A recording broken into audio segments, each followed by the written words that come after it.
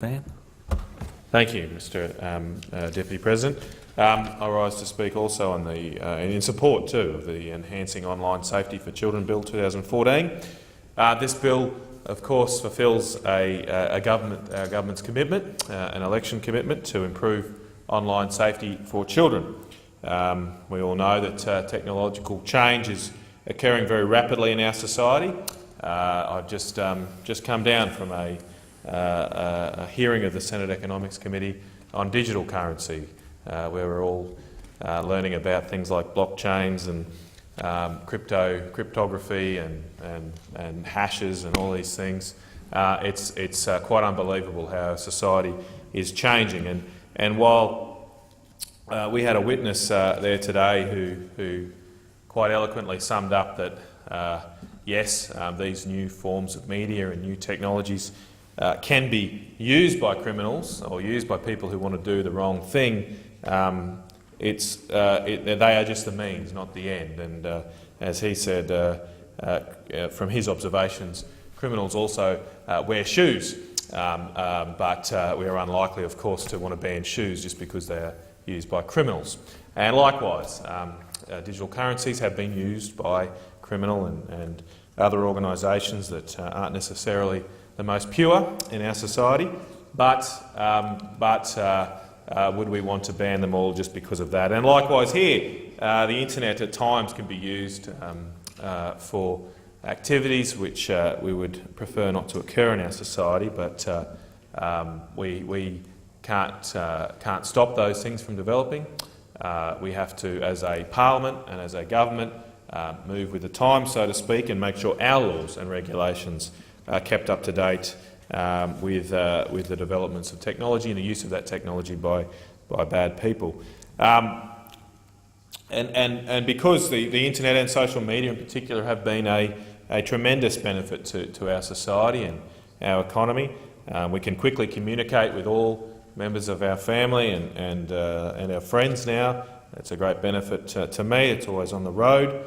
I wouldn't be able to keep in touch with my family as easily as I could if we didn't have this technology. I remember a while back there was actually a TV advertising campaign to encourage you to phone your mum and phone your friends and all that sort of stuff.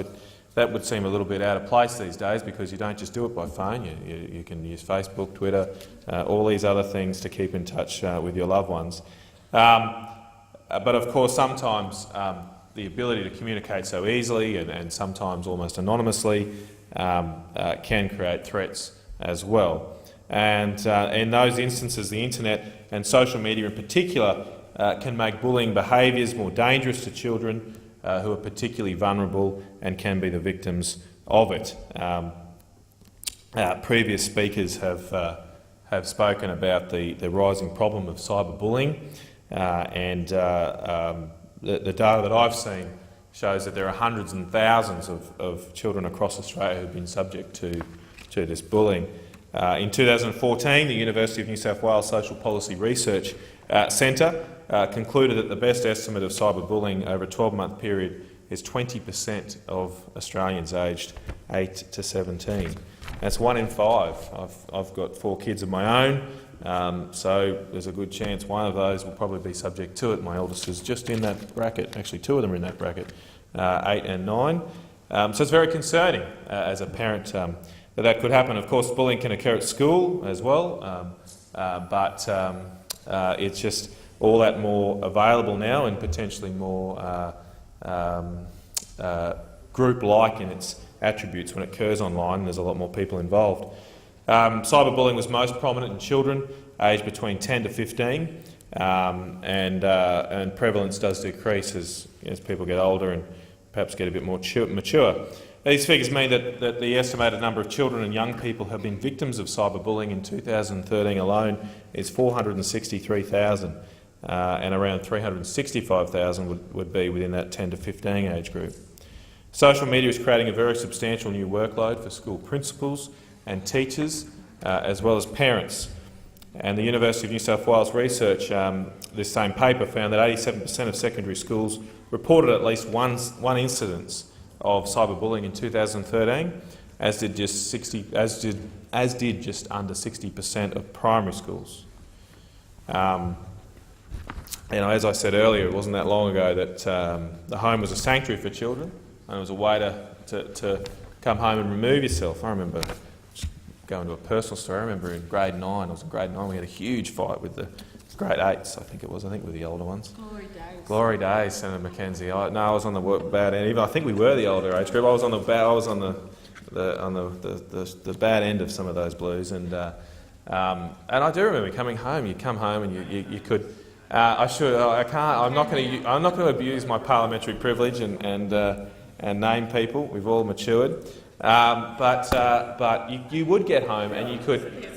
When you were home and you're with your parents and you weren't at school, it was somewhere where you could take a bit of a break and a breather and a pause from that. And you'd be counting the hours you have to go back to school, and you wouldn't be too looking forward to it too much. But at least it wasn't a 24/7 experience. And I do worry for children that grow up in this environment, and it wasn't that long ago I was at school, but things have changed. They can't necessarily get away from it.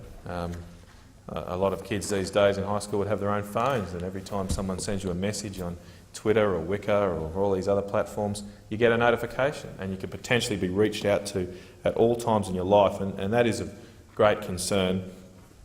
And I think it's important also to remember that it's not just the widespread and mainstream, if you like, social media platforms that exist. The bane of my existence at the moment as a parent is a thing called Minecraft. And for those who may not have, well, hopefully, Senator Mackenzie, they will grow out of it, because they want me to play Minecraft. I haven't played it yet, but so I don't really understand it. But apparently it's Lego for the internet. So it seems I'm sort of okay with the platform. It's not overly violent, but it does obsess their lives, and it is a form of social media in a way, because they can join public service. My kids as young as 5 and 6 go onto YouTube and find out how to join these servers and get online, and they can communicate with people all around the world playing a computer game, a simple computer game.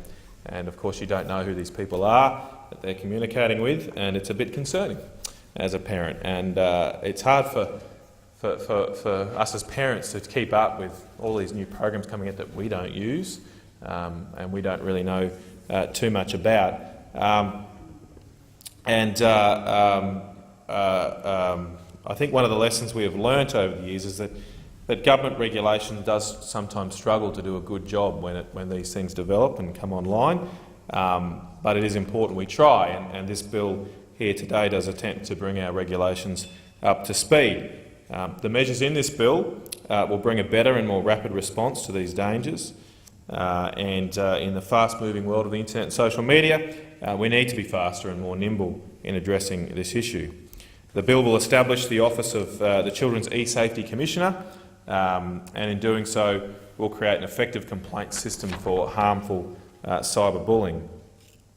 The Commissioner will be given 2 sets of powers it can use in responding to a complaint. One of these powers will be it could issue a notice to a large social media service requiring it to remove the material. The other power will be to issue a notice to the person who posted the material, requiring the person to remove the material and refrain from posting the material or apologise for the posting of that material. Now, these are quite substantial powers that we're putting in place here. It does give this Commissioner a fair amount of power to regulate what people are potentially saying, and certainly what companies are allowing people to post in an online environment.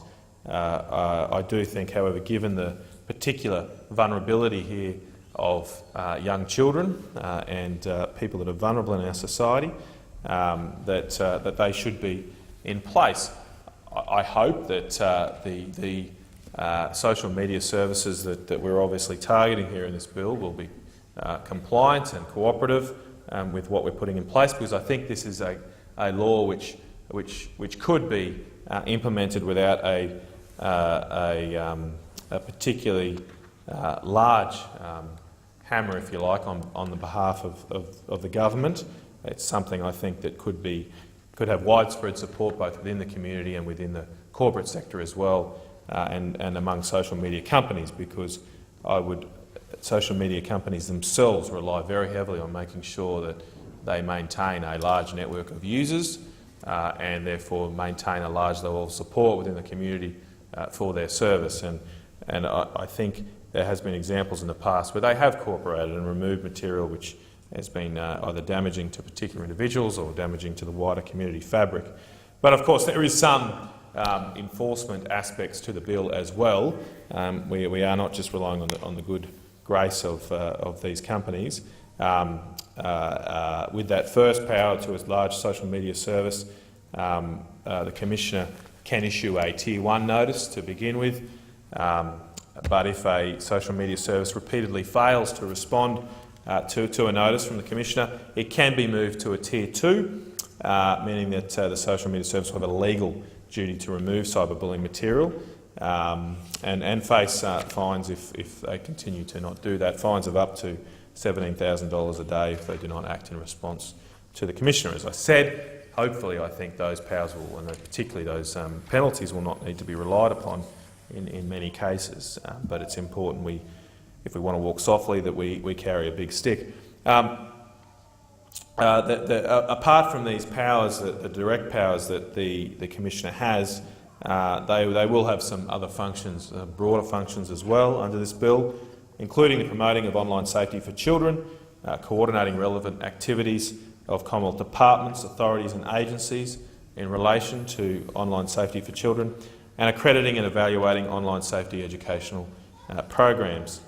The relevance of this accreditation is that the government is allocating $7.5 million for schools to purchase online safety programs, and this funding can be spent on any program accredited by the Children's eSafety Commissioner. And I applaud the government for making an investment of this kind because, as I said, myself as a parent struggle to keep up with these new forms of technology and what they can do and be used for, and the research shows that schools similarly struggle to keep up with them, but this new investment will help them have the tools and resources to respond appropriately to developments that are occurring right now and may occur in the future that we can't actually envisage right now.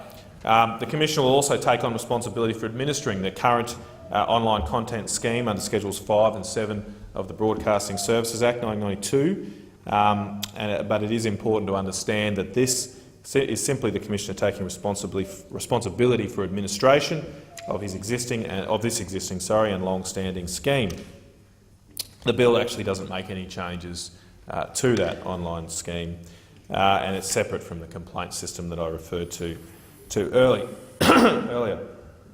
This legislation will state that the Parliament's expectation that all social media services should comply with certain basic online safety requirements, and those are that they have terms of use to prohibit the posting of cyberbullying material, they have a complaint system in place under which end users of the service can seek to have material that breaches the service's terms of use removed, and a contact person where the Commissioner can refer complaints that users consider have not been adequately dealt with. I think we would all agree that the best way we could deal with these issues is for them to be dealt with by the particular social media service themselves, rather than having to be escalated to a regulator, in this case the Commissioner, for more onerous enforcement. That may not always be the case, as this is the why we put this bill in place, but if we can have a good self-regulation process, if you like, involved, that would be a more superior outcome. I mentioned the penalties before, the $17,000. The Commissioner, of course, will also have the other powers available to most regulators, including the ability to take enforceable undertakings from providers. And in the case of either requirement under an end-user notice or a requirement under a social media service notice, the Commissioner will be able to go to court to obtain an injunction to ensure compliance with the notice. In each case, enforcement is governed by the standard provisions that are contained in the Regulatory Powers Standard Provisions Act. I want to finish by noting that this bill has broad support within the community as well. As I said and started my contribution by saying that this is something the government took to the last election, and it's a commitment we made then. and I'm glad to see we are seeing it into fruition here in law. But it's also something that various people and leaders in our community have been calling for some time, including Matthew Keeley of the National Children's and Youth Law Centre. The President of the Australian Medical Association, Brian Owler, has also been supportive of these changes, as has the Philip Heath, who's the National Chair of the Association of Heads of Independent Schools. I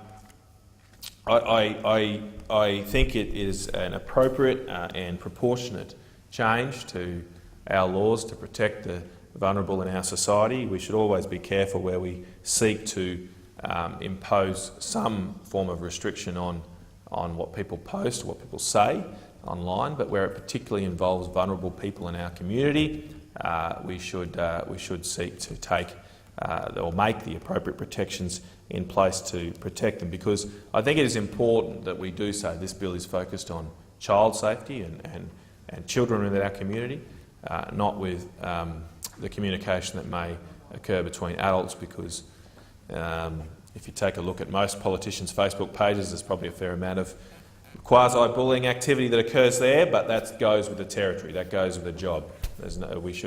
We should have thick skins to deal with that. We become adult and mature, and if people want to act in an immature way, we can ignore that. But it's a bit hard for us to ask our children to do the same when they're at the formative years of their lives, and where that kind of behaviour can have a long-standing and deleterious impact on their development and their formation of a well-rounded and mature personality. So I applaud the government for taking action to protect children in this instance, and I'm glad to have spoken in support of this bill. Thank you, Mr. President.